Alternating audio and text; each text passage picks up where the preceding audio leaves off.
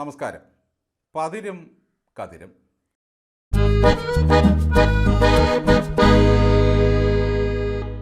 മോഹൻലാലിൻ്റെ വരവേൽപ്പ് എന്ന സിനിമ നമ്മളാരും മറക്കാനിടയില്ല. അതിൽ രേവതിയുടെ കഥാപാത്രമായ രമ മോഹൻലാലിൻ്റെ ഗൾഫ് മോട്ടോഴ്സ് എന്ന ബസ്സിൽ നിന്നും തെറിച്ചു വീണു. മോഹൻലാലിൻ്റെ കഥാപാത്രമായ മുരളിയോടുള്ള പക തീർക്കാൻ രമ തൻ്റെ കാല് പോയെന്ന് പറഞ്ഞ് നിത്യവും ചെല്ലും കാശിനായിട്ട്. അവളുടെ കാലിന് ഒരു കുഴപ്പവുമില്ലെന്ന് മുരളി അധികം വൈകാതെ തിരിച്ചറിഞ്ഞു. അടുത്ത ദിവസം അവൾ വീണ്ടും കാശ് ചോദിച്ചു ചെന്നു. അപ്പോൾ മോഹൻലാൽ പറഞ്ഞു, കുട്ടിയുടെ ഈ തകർന്ന കാല് കണ്ടിച്ചു പറിച്ച് ദൂരെ കളഞ്ഞിട്ട് നമുക്ക് നല്ല ഒന്നാന്തരം ഒരു ജയ്പൂർ വെപ്പുകാല് വാങ്ങി വയ്ക്കണം, ഉടൻ തന്നെ ഓപ്പറേഷൻ നടത്താം. ഇത്രയും പറഞ്ഞ് മോഹൻലാൽ മുറിക്കകത്തേക്ക് കയറിപ്പോയി. ആ തക്കം നോക്കി രേവതി ഇറങ്ങി ഒരൊറ്റ ഓട്ടം. കാലിന് ഒരു കുഴപ്പവുമില്ല. ഈ സിനിമാ സന്ദർഭം ഓർത്തുപോയത് നാക്കിൻ്റെ കുഴപ്പം കാരണം പിടല് വെട്ടി അത്യാഹിത വിഭാഗത്തിൽ കഴിഞ്ഞ വീണ ജോർജിൻ്റെ കാര്യം ഓർത്തപ്പോഴാണ്. ഇന്നലെ വൈകുന്നേരം മെഡിക്കൽ ബോർഡ് ചേർന്ന് ഒരു തീരുമാനമെടുത്തു. നിലവിലുള്ള ശാരീരിക അവസ്ഥയിൽ യാത്ര അനുവദനീയമല്ലാത്തതിനാൽ കണ്ണൂർ ഗവൺമെൻറ് മെഡിക്കൽ കോളേജിലെ ICUവിൽ തന്നെ ആരോഗ്യമന്ത്രി വീണയ്ക്ക് ചികിത്സ തുടരാൻ തീരുമാനിച്ചു. ഇത്രയും കേട്ട വീണ ഞെട്ടിപ്പോയി. മുൻപുണ്ടായ തീപിടുത്തങ്ങൾ മുതൽ കത്രികക്കാര്യം വരെ ഓർമ്മ വന്നു. അതോടെ കോഴി കൂവും മുമ്പ് തന്നെ ആരോടും പറയാതെ ICUവിൽ നിന്നും ഇറങ്ങി ഒരൊറ്റ ഓട്ടം.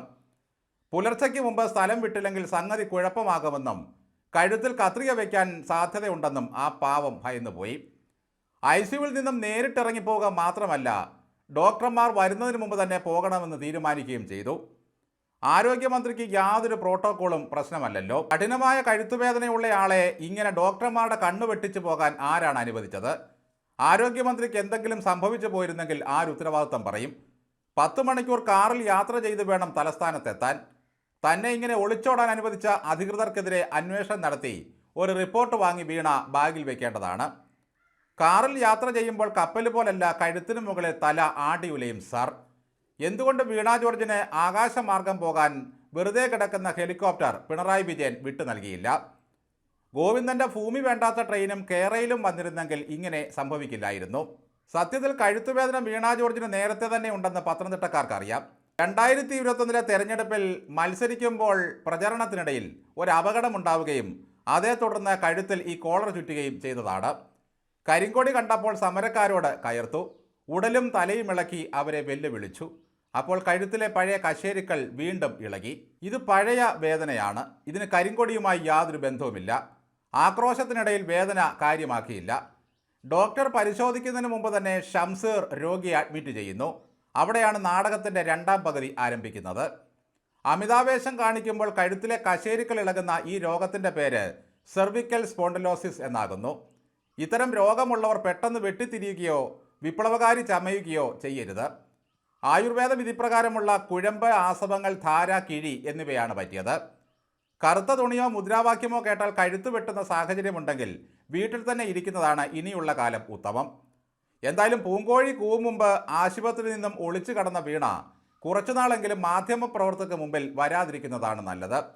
അവർ പ്രകോപനപരമായ ചോദ്യങ്ങൾ ചോദിക്കും. വീണ്ടും വെല്ലുവിളിക്കേണ്ടി വന്നാൽ പിന്നെയും കശേരുക്കൾ ഇളകും. അധികാരമുണ്ട്, അടിമകളുണ്ട്, സൈബർ സംഘമുണ്ട്, പോലീസ് കക്ഷത്തിലുണ്ട്, കിണർഗോലുണ്ട്. പക്ഷെ എന്തു ചെയ്താലും അതെല്ലാം സ്വന്തം മൂച്ചിയിൽ തറയ്ക്കുകയാണല്ലോ ഈശ്വര. പൊതുജനം തങ്ങളെ വേണ്ടത്ര വിശ്വസിക്കുന്നില്ല എന്നൊരു തോന്നൽ ഇപ്പോൾ ഈ CPMകാർക്ക് എല്ലാം ഉണ്ട്. അതുകൊണ്ട് മറ്റുള്ളവരെല്ലാം നുണയന്മാരാണെന്ന് പ്രചരിപ്പിക്കുന്നതാണ് മറ്റൊരു തന്ത്രം. ശതാഭിഷിക്തനായ നേതാവ് മുതൽ SFIക്കാർ വരെ ഒരുതരം വ്യാജ നിർമ്മിതിയാണ്. ഇന്നലെ പാതിരാത്രിയിൽ CPMകാർ ആ കരിങ്കൊടിക്കാരൻ്റെ വീടിന് ബോംബെറിഞ്ഞു. കരിങ്കൊടിയെ ഭയക്കുന്നവരാണ് തീ കൊണ്ട് കളിക്കുന്നതെന്ന് ഓർക്കണം. ആരോഗ്യമന്ത്രിയെ സഹതാപ തരംഗത്തിലൂടെ വീണ്ടും ജയിപ്പിക്കുക, ഡേറ്റ മോഷണം ഉൾപ്പെടെ മറച്ചു വയ്ക്കുക, കുറേ കോൺഗ്രസ് ഓഫീസുകൾ തല്ലിപ്പറിക്കുക, VD സതീശൻ്റെ യാത്ര മുടക്കാൻ ഫ്ലെക്സുകൾ തകർക്കുക. പിടലി നാടകത്തിൽ അഭിനയിച്ച കത്രീനയ്ക്ക് എല്ലാം അറിയാം. തനിക്കെല്ലാം തന്ന പാർട്ടിയെ ഇങ്ങനെയൊക്കെയല്ലേ സഹായിക്കാൻ പറ്റൂ? ഡിഫി നേതാക്കന്മാർക്കൊന്നും ഇപ്പോൾ വലിയ പ്രജ്ഞയില്ല. തെറിപ്പാട്ട് പാടി തെരുവിലിറങ്ങിയ ഡോക്ടർ ചിന്തയ്ക്കാണ് കഴുത്തുളുക്കാതെ തന്നെ മാരകമായി പരിക്കേറ്റത്. പാവത്തിനെതിരെ സ്ത്രീവിരുദ്ധ പരാമർശത്തിന് കേസുമായി.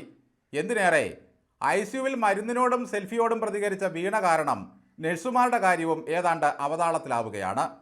മന്ത്രിയെ കെട്ടിപ്പിടിച്ച് പടമെടുത്തതിന് നടപടി വരുമത്രേ.